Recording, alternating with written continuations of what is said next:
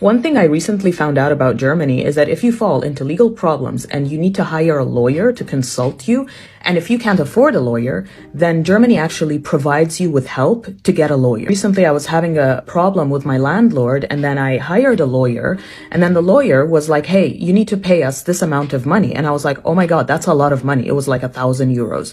So then I went down this rabbit hole and I tried to find out if there's any way I can get any help to pay for the lawyer. I found out that there's this thing called the Beratungshilfe, which is essentially legal advice support. It's a state program that pays for your lawyer fees if you don't earn much. So, for example, if you're on unemployment and unemployment benefits and you can't afford a lawyer. Although this Beratungshilfe is only for like out-of-court cases. If your case goes to court, then that's a whole different thing and you have to apply for something else called the Prozesskostenhilfe. I also found out that if you're already registered with an association and you're getting free help from somewhere, let's say in my case, I'm registered with the Renters Association, there's a likelihood that you're not going to get help from the state. It's not completely free to apply for this certificate. You have to pay somewhere around like 15 euros. But if you're like on minimum wage and you need legal support and you can't afford it, this is really helpful. If you have a lawyer and you're working with a lawyer, you can ask them to apply for help on your behalf, but it's unlikely that they'll help you. Like my lawyer, for example, when he invoiced me like 1,000 euros, I was like, actually, can you help me apply for this Beratungshilfe? He was like,